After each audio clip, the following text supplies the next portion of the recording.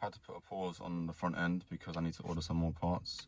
I only got 2 radiators. I got the AC condenser and the water radiator, but I need to order the intercooler, I believe.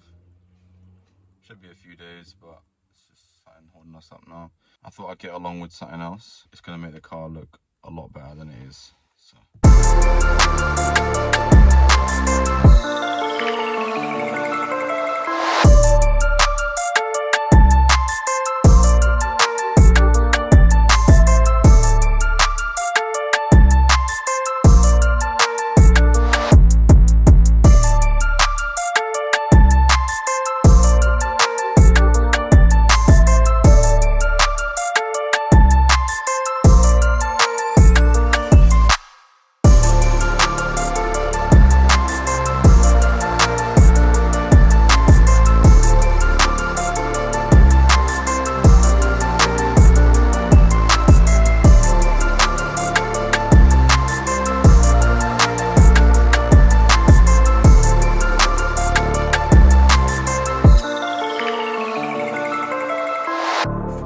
This car was owned by somebody previously who had a lot of dogs, and it's pretty evident by the smell in the car that there was a lot of dogs in here. It stinks pretty much of dog. It's pretty bad.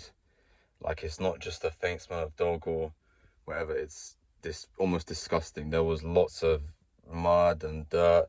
The seats are all pretty discolored, like from just a dog obviously sitting on it with wet paws and whatever. The first day that I got the car, I hoovered it out and I wiped down all the surfaces with like a disinfectant, hoovered all the carpets as well as I could. Dehumidifier in here a few nights, taking out some water, some moisture, because there was a little bit of mold in here too.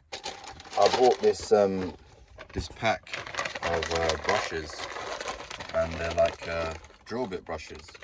As you can see here, I put this one on a drill, and as I've already been using it, as you can see.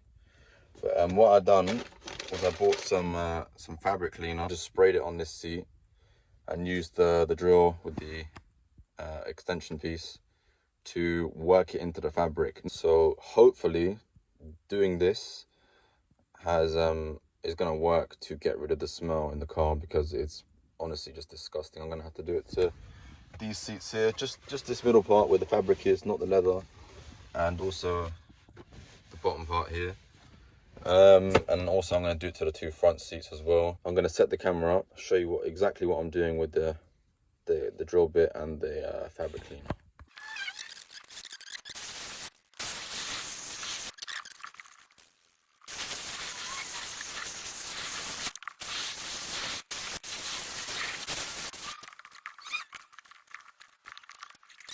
I've now just done this seat, and I've also done that seat. I also need to replace these 2 seat belts. You can see this one has been, I don't know if it's been chewed through by a dog or it was cut. This one on this side is completely cut off.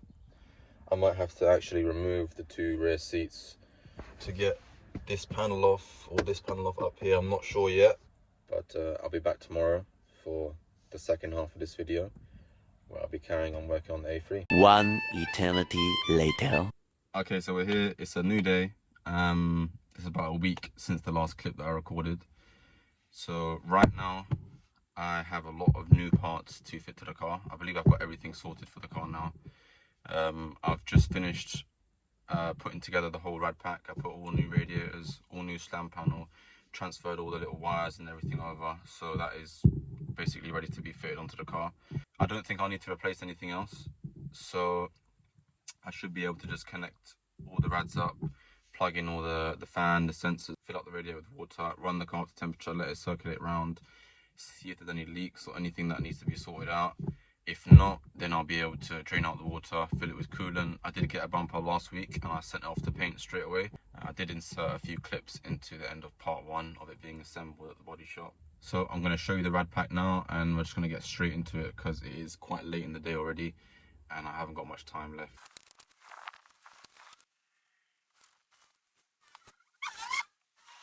As you can see now, I've got the front slam panel and rad packs all fitted on there loosely, just 2 bolts holding them in, one there and one there. I've connected up all the radiator pipes. It's just 4 of them, one down there, one here, 2 on that side. And what I'm going to do is just fill it with water now, let it run for a bit, make sure there's no leaks or anything.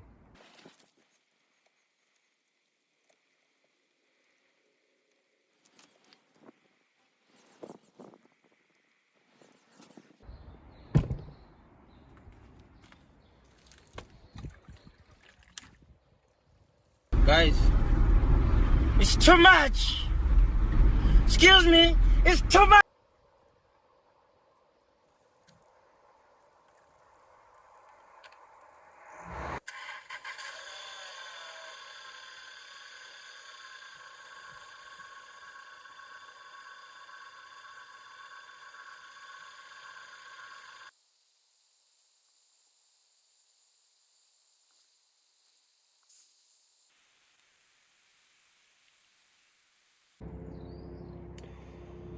Right, so as you can see from all the water, something's gone wrong here.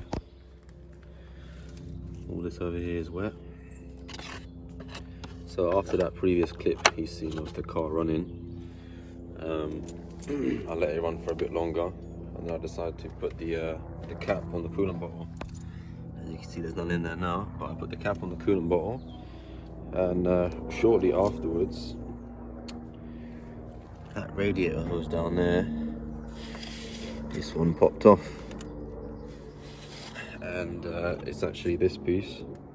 The hose goes on there, and that pushes onto the radiator, and this piece actually broke. So I'm not too sure why, to be honest. So yeah, I'm not too sure why it broke. Maybe it was a bit perished, it had been cracked.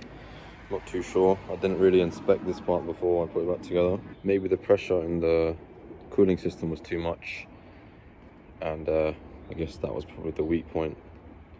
So I'm not sure which of the two that is, but can't do nothing now really in terms of getting it finished. What I can do is finish bolting up the crash bar and also put the headlights back on, and fix this this air ducting here.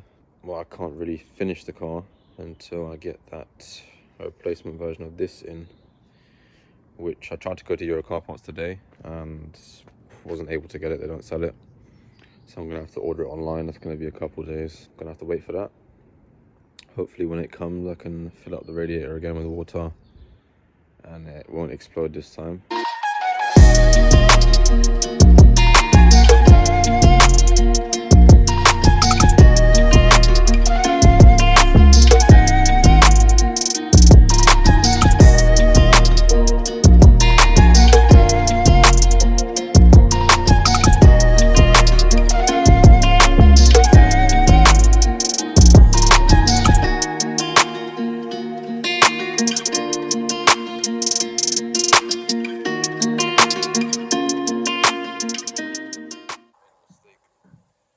Using these shitty screws that came in the AC condenser as like a placeholder for a block off plate. As you can see, I don't know if you can see, but they did strip out some of the threads from my AC condensers. Like I should have done initially, I got the original screws and used them, and luckily they did screw in tight. So otherwise I would have had to replace the AC condenser, brand new, again.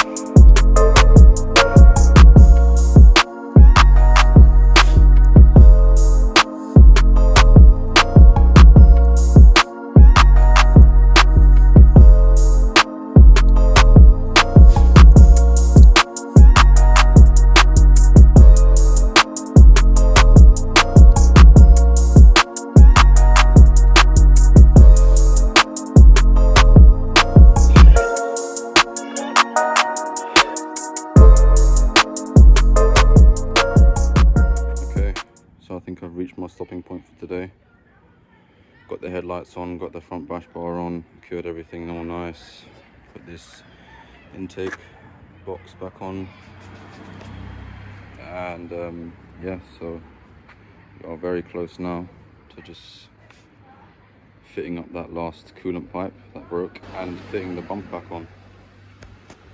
So not too long now, maybe one or two more episodes. Let me close the bonnet.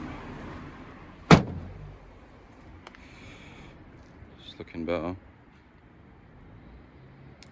Obviously the bonnet still needs both crash sensors replaced here and here. I've got those. That'll be in the next episode. And then those headlights should line up nicely. And it should line up nicely with the front grille as well.